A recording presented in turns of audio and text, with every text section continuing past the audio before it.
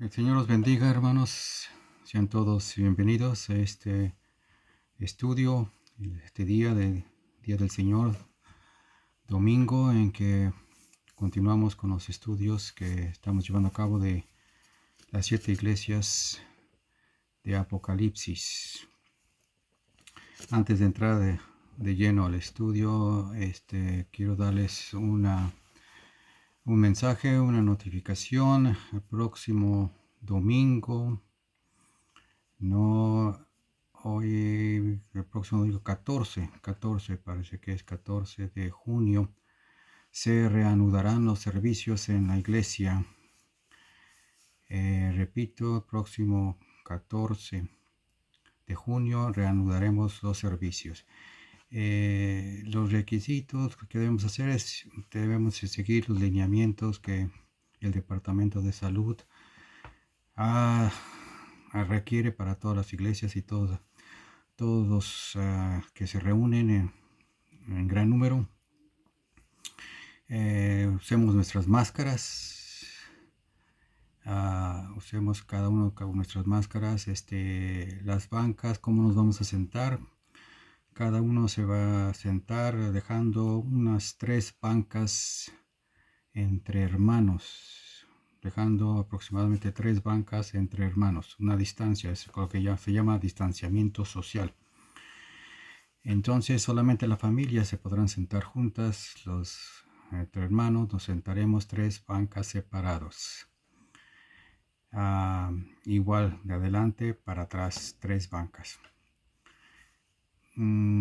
Usar mascarillas, si tiene su gel, llévenlo para estarse continuamente limpiando y lavando las manos. Evitar saludarse de manos. Repito, evitar saludarse de manos, no saludos de mano, ni saludos de codos, ni saludos de nudillos. Solamente basta con un saludo verbal. Nada de besos tampoco, lo digo por las hermanitas, tampoco besos. Guardemos nuestro distanciamiento social, hermanos. Entonces esos son los requerimientos. Próximo 14 de junio nos reunimos una vez más en la iglesia. Le voy a pedir de favor a la hermana María Leonides, para aquellos que no tienen la oportunidad de estar escuchando este estudio, que me haga el favor de notificárselos, ya sea por texto o por teléfono, a la iglesia. Ese es el mensaje que tengo para hoy. Así es de que alguna otra pregunta, alguna otra duda, lo podremos esclarecer el domingo en la iglesia. Por el momento no va a haber servicio los jueves. Hasta por el momento no nos podremos reunir jueves, debido a que la iglesia es más pequeña y, repito, tiene que haber distanciamiento social. Aprovechando que tenemos una iglesia de Crossroads que es más grande y podemos tomar el espacio para tener la distancia social. Muy bien, sin más mensajes que dar, saludos a todos sus hermanos, esperando que todos estén bien de salud. De parte de mi esposa, mi familia, cada uno de ustedes, el Señor los bendiga, orando por todos y cada uno de ustedes, por la iglesia, por la familia, por las familias de la iglesia Montesión, y por supuesto orando por la iglesia del Señor Jesucristo en todo el mundo, por todos aquellos que sufren y se encuentran enfermos. Esa es nuestra responsabilidad como iglesia. Vamos entonces, sin más preámbulos, a orar para dar inicio al estudio. Inclinemos nuestro rostro. Padre, te damos gracias, Señor, por tu gran amor, tu bondad y tu misericordia, Señor. Te damos gracias por el privilegio que tú nos das una vez más de reunirnos a través de las redes sociales, de estas redes, de video, de poder llevar tu palabra, de poder leer tu palabra, de poder escudriñar tu palabra. Gracias te damos por la oportunidad que tú nos das, Señor, de tener tu palabra en nuestras manos y en nuestros corazones y en nuestras mentes. Pedimos que tu Santo Espíritu sea nuestro Maestro por excelencia, que nos ayude a escudriñar, que nos ayude y que nos ministre a cada uno de los corazones de acuerdo a las necesidades que tú sabes y conoces. Habla a los corazones, habla a tu pueblo, ministranos, enséñanos, redargúyenos, danos convicción, Señor. Te damos las gracias Y te pedimos todo esto en el nombre de Cristo Jesús. Amén. Muy bien. Vamos a abrir nuestras Biblias en el capítulo 2 de Apocalipsis, el último libro de la Biblia, Apocalipsis. Estamos leyendo las siete iglesias de Asia Menor, las cartas de las siete iglesias de nuestro Señor Jesucristo en Asia Menor. Estamos en la segunda carta y vamos a leer del versículo 8 en adelante. Vamos a leer la iglesia de Esmirna. Empezamos con la iglesia de Esmirna.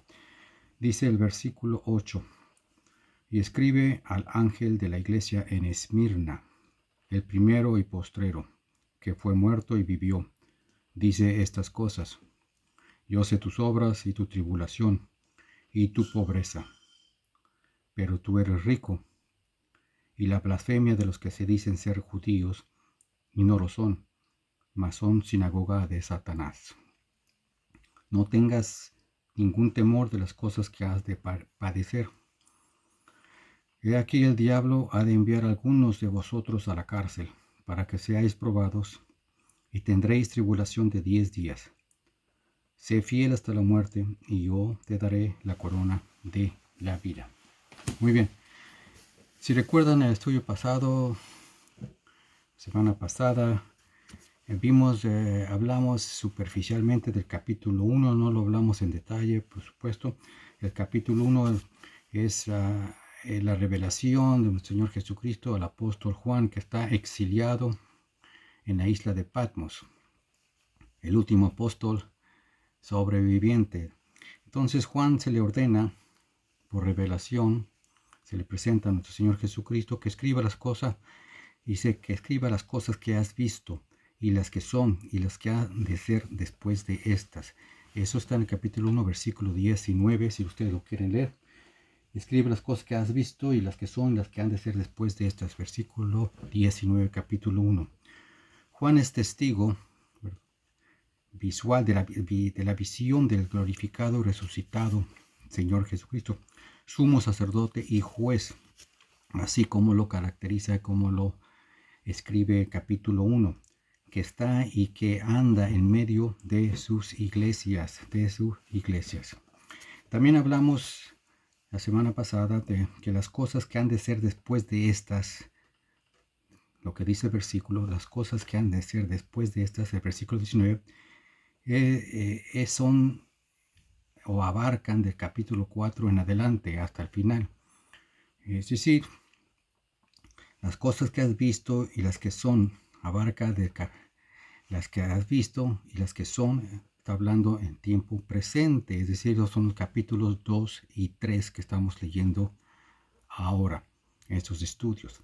Pero las que serán después, o sea, en el futuro, son los que van a abarcar el capítulo 4 hasta el final del libro.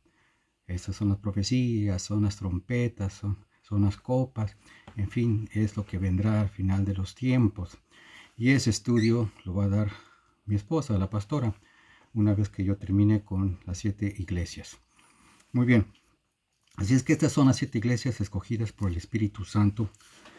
El número 7, que es el número de perfección. Una vez hablamos en un estudio acerca del número 7, que el Señor utiliza mucho el número 7 desde el principio hasta el final. El número 7 días escogió Dios para crear el mundo, en fin, 7 y 7 y 7 y 7 son muchos números 7 que representan. Y hablábamos de aquella vez que muchos piensan que el número 7 es el número de Dios. No, equivocadamente no podemos decir que 7 es el número de Dios. Dios no tiene número. Dios está sobre todo las cosas, sobre todos los números. El número 7 que Él escoge por su soberanía es un número que significa o simboliza perfección, ¿verdad? Perfección, pero no es el número de Dios. Quitémonos ese mito o esa idea que tengamos, que el número 7 es de Dios. Se nos da un cuadro completo aquí donde en estas iglesias, esas 7 iglesias, donde se nos da un cuadro completo de la historia moral e espiritual de la iglesia del Señor Jesucristo. Y se puede entender esto de 3 maneras. Esto lo explicamos la semana pasada, pero lo vamos a estar explicando continuamente porque yo sé que es un poco complejo de entender. Si tienen papel y lápiz ahí a la mano, apunten, hermanos, porque con cada iglesia que veamos vamos a tomar estos puntos que estamos ahorita y que voy a repetir. Entonces tomen papel y lápiz y apunten esto, lo que ya vimos y lo vimos con la iglesia de Efesios. Primero, se puede entender estas 7 iglesias de 3 maneras. Se puede interpretar estas 7 iglesias de 3 maneras. 1. La historia se puede entender literalmente, es decir, se puede entender como que son cartas, son 7 cartas que le da, ¿verdad?, Señor Jesucristo a cada ángel, a cada pastor de cada iglesia, literalmente en los tiempos de Juan. Se puede entender de esa manera. Eso es claro, más claro que el agua. Son 7 cartas, se dio en tiempos del último apóstol de Juan a 7 pastores, a 7 iglesias. Número 2, también se puede entender universalmente, interpretar de manera universalmente, que significa que son ilustraciones de las condiciones buenas y malas, ¿verdad?, que existirán en la iglesia en todas partes durante su existencia. Es decir, son las cosas buenas y las cosas malas, las condiciones buenas y malas que existirán en la iglesia en todas partes, en todo el mundo, durante toda su existencia. Tomamos de Efesios, algún punto de la historia existió una iglesia, la iglesia del Señor Jesucristo vivió como la iglesia de Efesios, por ejemplo. En otro punto de la historia, son diferentes etapas de la historia, dispensaciones que vivieron de acuerdo a cada iglesia, de acuerdo a las condiciones buenas y malas. Y también dijimos que hay semejanzas de las 7 iglesias aquí en Apocalipsis. Hablamos de eso con las 7 parábolas que están en Mateo capítulo 13. Ustedes se acordarán que en los estudios de Marcos hablábamos de las parábolas del reino, y una de las parábolas del reino que hablamos es la gran y bien conocida parábola del sembrador, la parábola del sembrador. Bueno, entonces encontramos que estas parábolas de Mateo 13, ¿verdad?, y cada una de estas cartas tiene la frase también dicha por el Señor Jesucristo, ¿verdad?, el que tenga oídos, que oiga, ¿verdad? Es lo que encontramos también en esas parábolas, y lo encontramos aquí en las cartas de Apocalipsis, ¿verdad? La similitud que tienen las parábolas, el parecido que tienen las parábolas de Mateo 13 con las iglesias, es que cada parábola de Mateo 13 habla algo, tiene algún aspecto de las iglesias de toda la época. Es decir, podemos encontrar las características en cada una de las 7 parábolas del reino, ¿no? Podemos encontrar las características de cada una de las parábolas del reino de Mateo 13 en cada una de las iglesias. Si ustedes no han leído las parábolas del reino en Mateo 13, léanlo para que me entiendan de qué estoy hablando. Esas características de las parábolas las vamos a encontrar en las 7 iglesias, ¿verdad? En cada una de las iglesias, durante el periodo de la iglesia. Bueno, seguimos. Eso lo hablamos la semana pasada. Es un recordatorio únicamente. El Señor Jesucristo nos enseña durante su ministerio aquí en la tierra que cuando caminó aquí en la tierra, que la iglesia iba a pasar aflicción. Dice que en el mundo hallaréis aflicción, pero confiad, porque yo he vencido al mundo. Dice el apóstol Pablo también nos dice en 2 Timoteo 3:12, y también todos los que quieren vivir piamente en Cristo Jesús padecerán persecución, ¿verdad? Tal tiempo vendrá para cada iglesia de cada era, ¿verdad? Tiempo en los cuales los creyentes serán separados de aquellos que no están firmes, o de los que se dicen creyentes y no lo son. ¿Qué estoy diciendo con esto? va a venir persecución a la iglesia, va a venir tribulación, va a venir aflicción. Muchas iglesias ya la están pasando, muchas iglesias por partes del mundo ya la están sufriendo aflicciones, otras todavía no. Y ese periodo de aflicción, de tribulación, de persecución, de dolor y sufrimiento, servirá por un lado para separar a aquellos que están firmes, aquellos que están en el Señor, firmes en la fe con el Señor, y de aquellos que no han nacido de nuevo, que no están firmes en su fe. Bueno, y esto coincide con un par de versículos de la parábola del sembrador, como estamos hablando.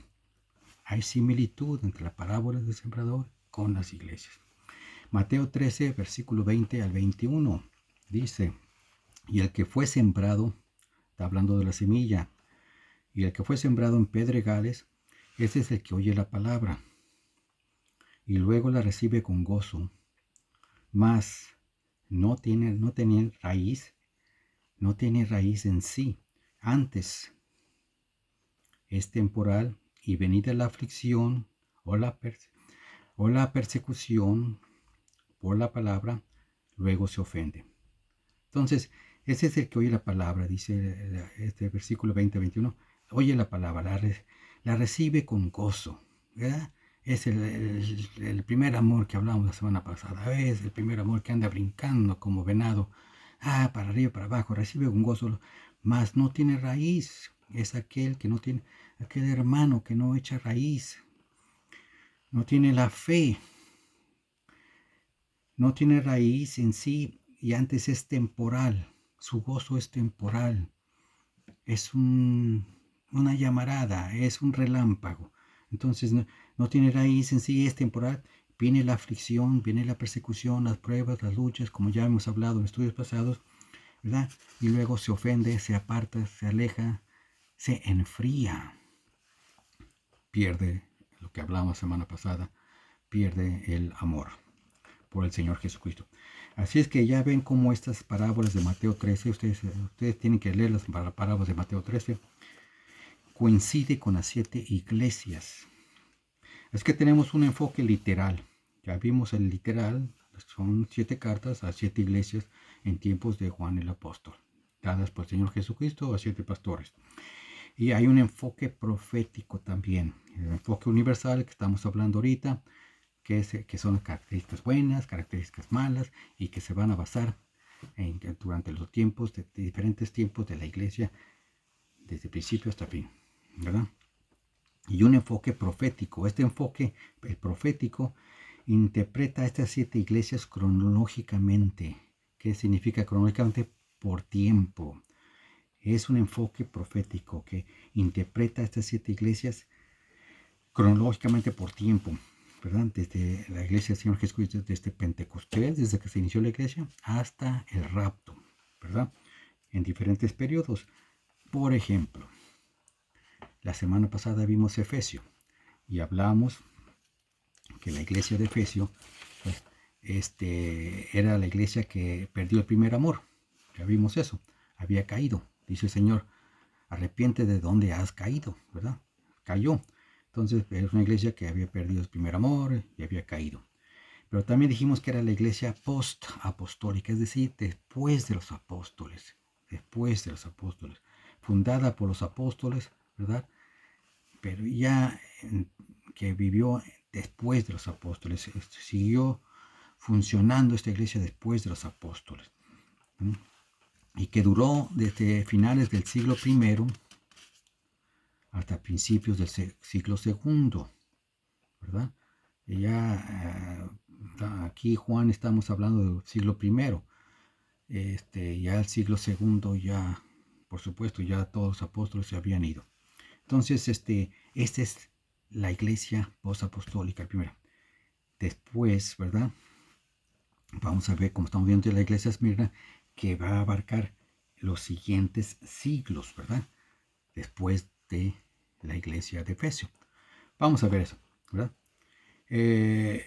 Esa iglesia posapostólica, la iglesia había perdido su primer amor y esto nos trae a la segunda iglesia, que es la iglesia de Esmirna. Esmirna Esmirna, que estamos viendo el día de hoy, es interpretada proféticamente como la iglesia perseguida, la iglesia sufrida, la iglesia mártir.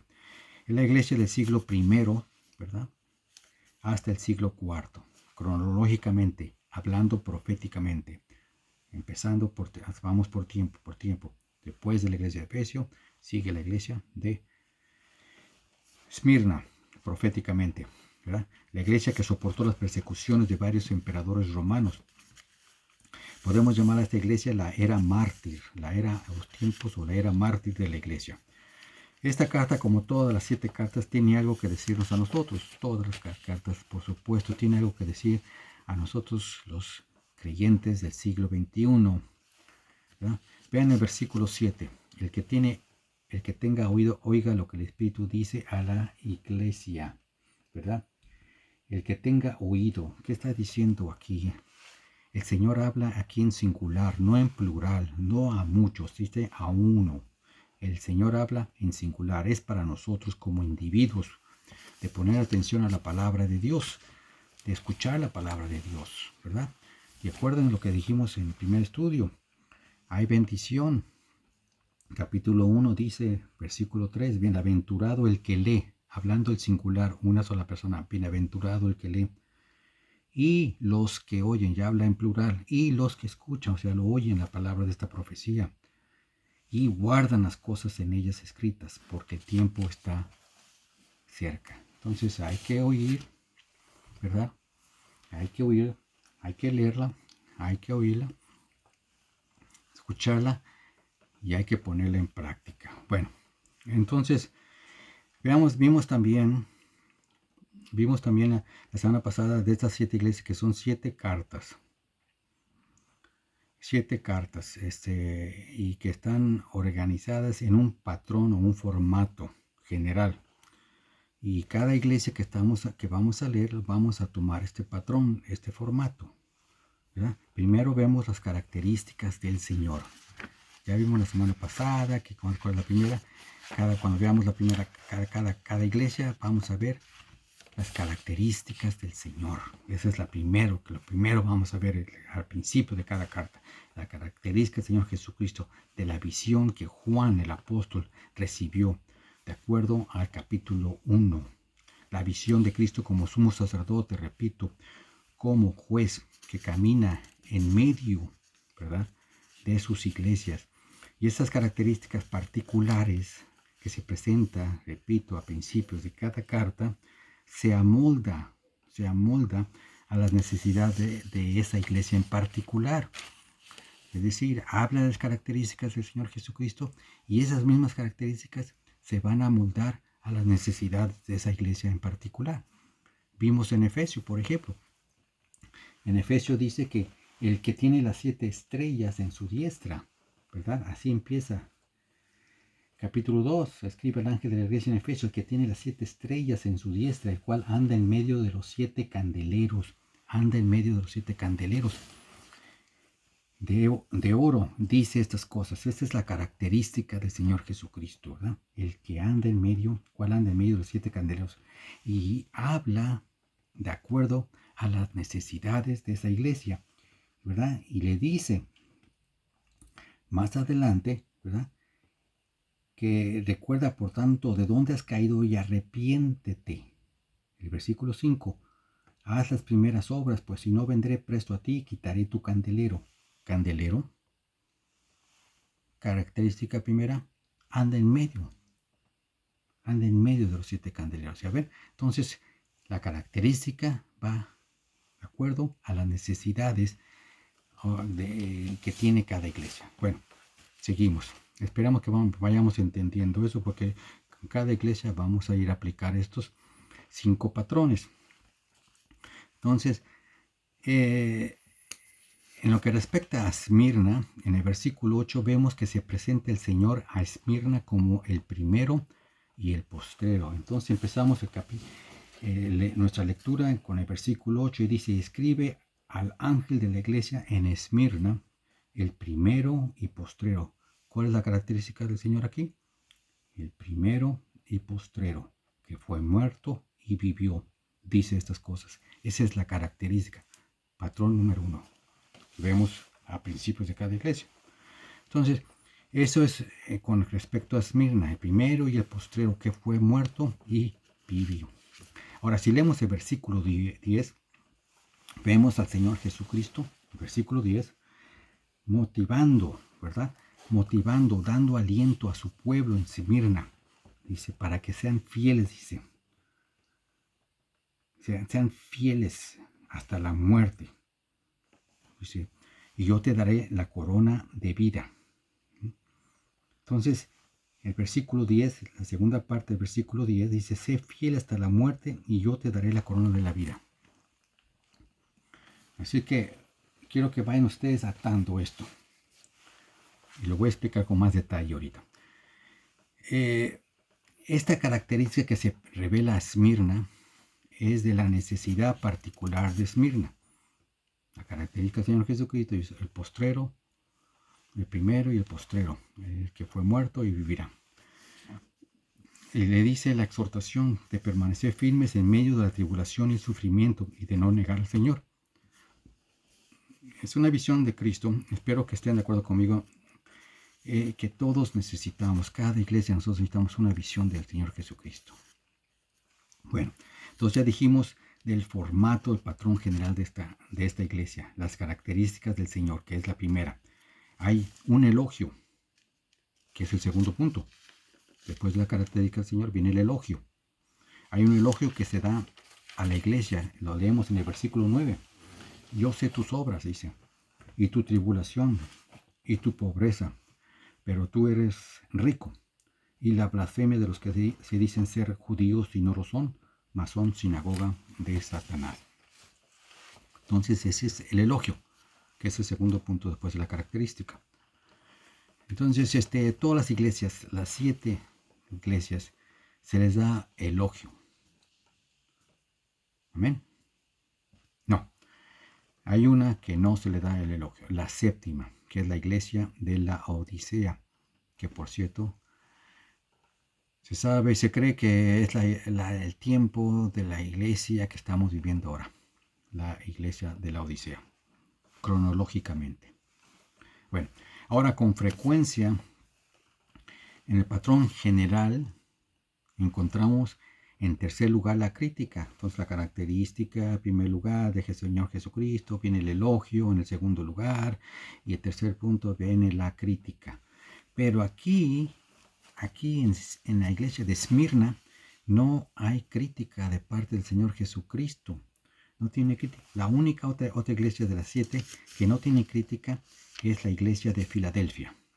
Y esto es interesante, no solo porque es digno de considerar que el Señor no critica a estas dos iglesias, pero también si vemos a la iglesia que vimos la semana pasada, la iglesia de Efesio, que perdió su primer amor, tenía más elogios. Ustedes leen en su vida, tenía muchos elogios, más elogios que Esmirna, y de hecho más elogios que Tiatira, que veremos más adelante, otra iglesia. También tiene más elogios que Esmirna, y aún así estas dos iglesias son las más criticadas por el Señor, ¿verdad? ¿De qué estoy hablando? De Efesio y Tiatira. Tienen muchos elogios, ¿verdad? Pero también son las más criticadas por el Señor Jesucristo, Efesio y Tiatira. Acuérdense la semana pasada de Efesio. Así es que el Señor, lleno de gracia y de verdad, elogia a aquellas iglesias de las cuales las va a criticar duramente. Ya vimos eso. Las va a criticar duramente, pero les da el elogio también. En Esmirna no hay un orden de corrección, que es el cuarto punto. Después de la crítica viene claro la orden de que se corrija. Pero aquí no hay una orden para que se corrija. ¿Por qué? ¿Por qué no hay una orden de que se endereza, que se enderezca o se corrija o se arrepienta? ¿Por qué? Porque porque no hay crítica, ¿verdad? Entonces, en lugar de darles una orden de corrección, leemos en el versículo 10, no tengas temor de las cosas que has de padecer. Les da un consejo. En lugar de darles una orden de corrección, les da un consejo. No tengas, versículo 10, no tengas ningún temor de las cosas que has de padecer. Aquí el diablo ha de enviar a algunos de vosotros a la cárcel para que seáis probados y tendréis tribulación de 10 días, ¿verdad? Sé fiel hasta la muerte. Entonces, en lugar de no hay crítica y tampoco va a haber, por consiguiente, orden para que se corrija. Y dice, si sé fiel hasta la muerte, yo te daré la corona de la vida. Luego, al igual que en cada una de las 7 cartas, en el versículo 11, ¿verdad? Habla la frase que ya dijimos al principio, ¿verdad? Es el que tenga o que tiene oído, que oiga en lo que el Espíritu dice a las iglesias. Aquí leemos el último factor, que es un compromiso que el Señor da a los que vencen. Es una promesa, por decir, a los que vencen, a los que sobreponen, a los que resisten, a los que permanecen firmes de estas iglesias. Es una promesa que Jesús da, el que venciere, el que tiene oído. Primero dice, el que tiene oídos, que oiga, ¿verdad? Lo que el Espíritu dice, ¿verdad? A la iglesia. El que venciere, ¿verdad? No recibirá daño de la segunda muerte. Veremos que cada una de estas en detalle más, ¿verdad? Pero primero veamos lo que fue la ciudad de Esmirna. Así como vimos con Efesio, dónde está localizada. Tenemos que ver el contexto, tenemos que ver la historia para que podamos entender bien de cada una de estas iglesias. Esmirna es lo que es ahora en Turquía, la ciudad de Izmir. Izmir con Z. Izmir. Ahorita, hoy en día se llama Izmir, en ese tiempo se llamaba Esmirna. Una ciudad con un puerto importante, tremendo. En los días del apóstol Juan, está a 35 millas al norte de Efesio, ¿verdad? Vimos, que ya vimos la semana pasada, Efesio. No se sabe con ciencia cierta cómo comenzó esta iglesia, cómo evolucionó y cómo creció, ¿verdad? Hasta los días de Juan, ¿verdad? Que se escribe esta carta, Apocalipsis, no se sabe de esta iglesia mucho cómo empezó. Aún así, con toda la persecución que hubo, ¿verdad? Que sufrió, vemos que Esmirna soportó, ¿verdad? Soportó toda esa persecución, esa aflicción, ese martirio, ¿verdad? Y hasta la fecha, la ciudad de Izmir, que es hoy en día Izmir o Esmirna en esos días, dan testimonio de Jesucristo. Una ciudad que todavía se puede escuchar hablar el nombre del Señor Jesucristo. Soportó, ¿verdad? Y venció, ¿verdad? Permaneció firme. Hay varias cosas que quiero que veamos de esta ciudad, ¿verdad? Donde se fundó esta iglesia. Es una ciudad excelente, se considera una ciudad bella. Un ornamento de Asia Menor. Por supuesto, todos están en Asia Menor. Un sitio muy bonito en Asia Menor, conocido como la encantadora Esmirna, así se le consideraba, la bella Esmirna, la joya de Asia, la corona de Asia. A pesar de eso, a través de esa máscara, ¿verdad? Esa máscara de belleza que tenía, ¿verdad? Estaba detrás de esa máscara, estaba al acecho Satanás, el maligno, ¿verdad? A la oposición satánica, la oposición contra el Señor Jesucristo. Estoy hablando de la ciudad, no estoy hablando de la iglesia.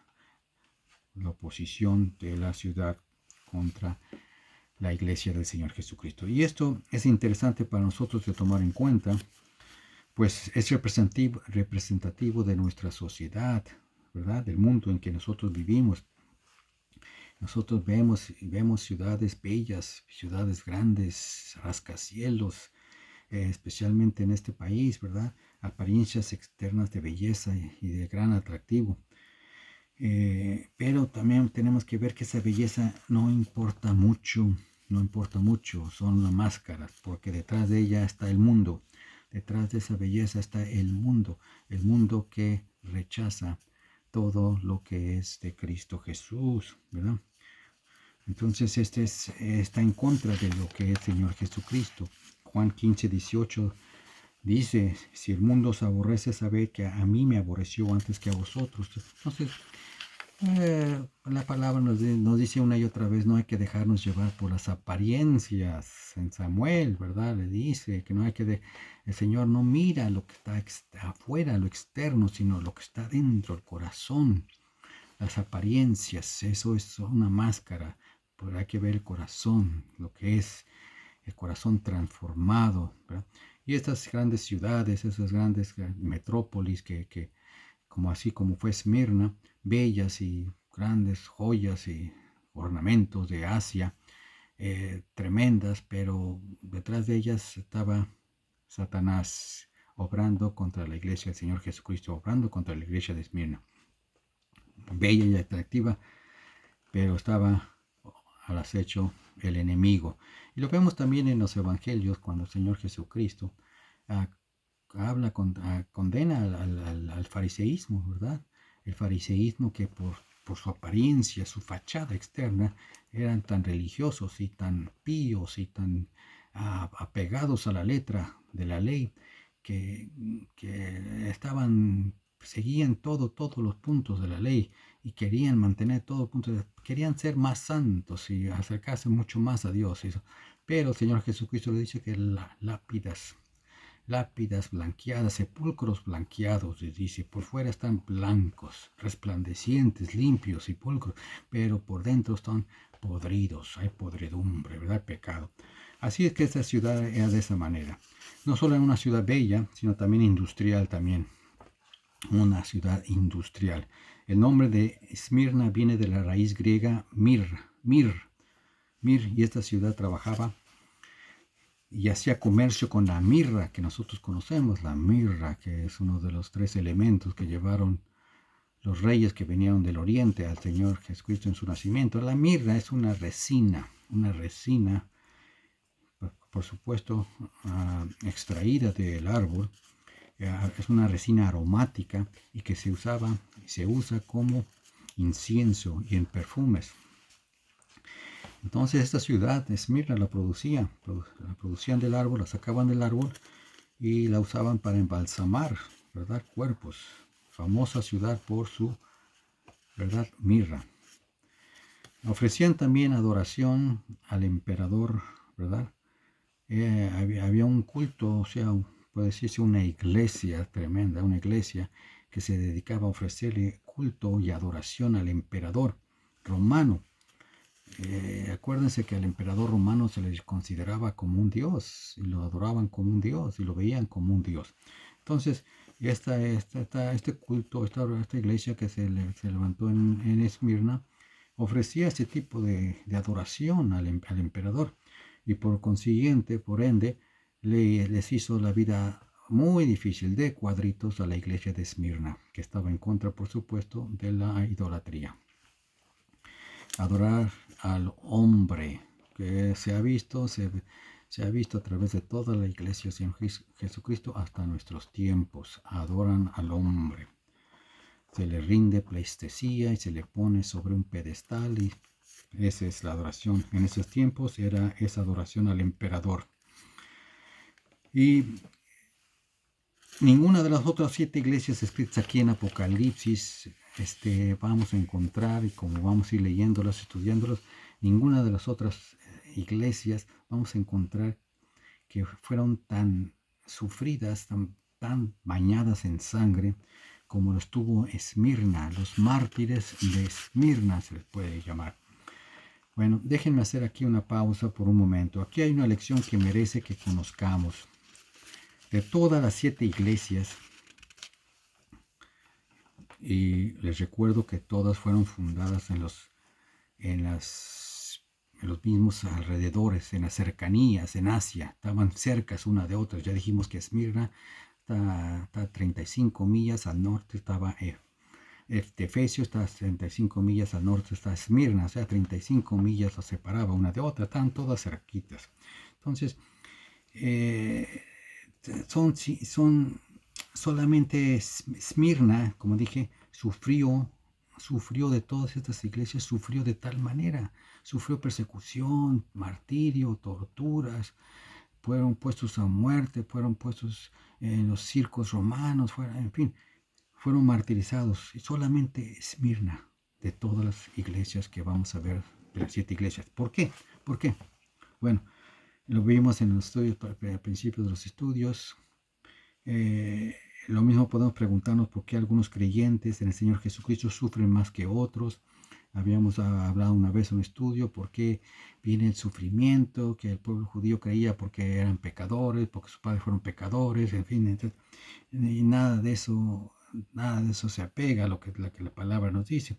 Entonces, ¿por qué algunos creyentes sufren más que otros creyentes? ¿Por qué la iglesia de Esmirna sufrió más que las otras 6 iglesias? Bueno, no hay respuesta, hermanos. Si ustedes estaban esperando que yo les diera una respuesta, se van a quedar sentaditos porque no hay respuesta. No hay respuesta a esto, salvo decir que la respuesta se encuentra en la soberanía de Dios. ¿Qué significa eso?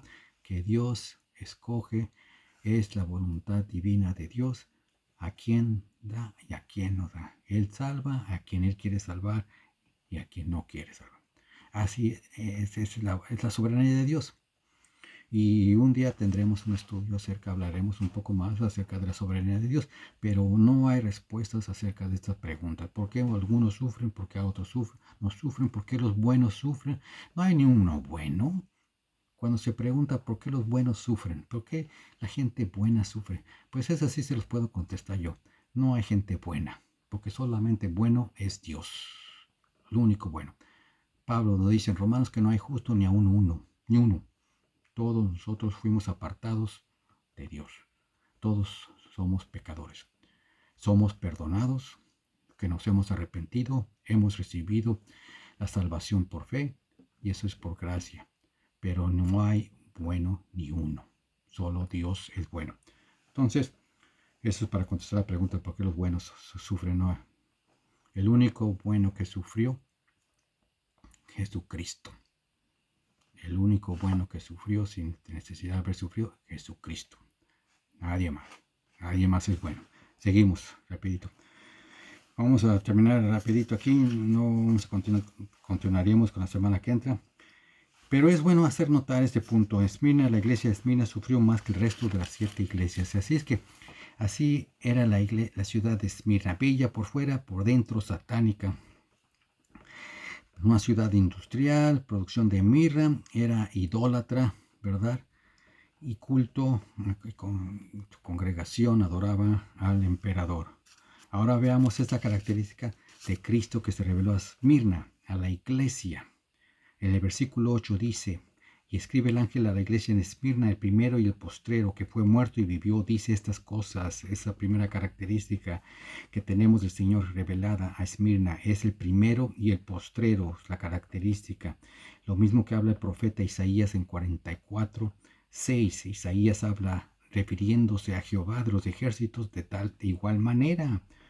Dice en 44:6, Isaías, así dice Jehová, Rey de Israel, y su Redentor Jehová de los ejércitos, yo el primero y yo el postrero, y fuera de mí no hay Dios.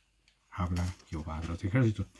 Pero el punto que quiero que veamos es que Dios, quien es el primero y el postrero, ¿verdad? En Isaías que habla así, y aquí en el versículo 8 es también el mismo que se hizo carne, vivió entre nosotros, el Hijo encarnado de Dios, quien literalmente, como lo dice el versículo 8, fue muerto y vivió eternamente, como él hizo, ¿verdad? Como el Hijo eterno, perdón. No creado, sino el único Hijo de Dios. Jesucristo se identifica como el primero y el postrero. Jehová de los ejércitos en Isaías se identifica como y se presenta como Redentor y como el primero y el postrero igual. ¿Qué nos dice esto? Dios encarnado aquí en Apocalipsis, ¿verdad? El que fue muerto y vive, ¿verdad? Él resucitó de entre los muertos el tercer día y da vida eterna a todos los que creen en él. Así es que en medio del sufrimiento y aflicción y persecución de Esmirna, Cristo da una visión de él mismo, ¿verdad? Quien padeció sufrimiento, tortura, persecución y muerte, pero venció en todo. Vamos a seguir, vamos a dejarlo hasta aquí. Continuamos la semana que entra con Esmirna, que vamos a hablar ya más en detalle de esta iglesia. Vamos entonces a dejarlo aquí, vamos a inclinar nuestro rostro y oremos. Padre, venimos delante de tu trono de tu gracia, en el nombre maravilloso y poderoso de tu Hijo amado Cristo Jesús, Señor, alabando y glorificando tu santo nombre, dándote gracias por este estudio. Y te pedimos, Señor, que tu palabra, Señor, que fue hablada a través de tu Santo Espíritu, Señor, que quede grabada en nuestros corazones, en nuestras mentes, ayudándonos, Señor, a aplicar tu palabra en nuestra vida diaria como hijos tuyos, Señor, a retenerla, Señor. Tu palabra nos da promesa que bienaventurado el que lee, el que escucha y los que escuchan, ¿verdad? Y por supuesto lo que aplican tu palabra. Ayúdanos, Señor, a hacer tales cosas, a ser tus hijos, tus siervos, tus ministros. Padre, pedimos por mis hermanos, por tu iglesia Montesión, te pedimos, Señor, por tu iglesia en todo el mundo, Padre, por tu fortaleza, por tu confort, por tu consuelo.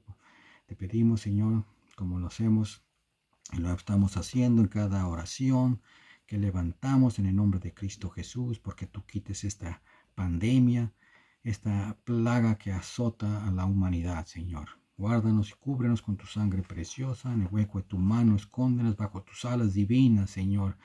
Guárdanos, Señor, a cada uno, Señor. Te pido por las familias, por nuestros hijos, por nuestros matrimonios, nuestros trabajos, Señor. Te pido que guardes nuestra entrada y nuestra salida, Señor. Y todo esto, Padre, oramos en el nombre maravilloso y poderoso de tu Hijo amado, Cristo Jesús. Y todos decimos amén.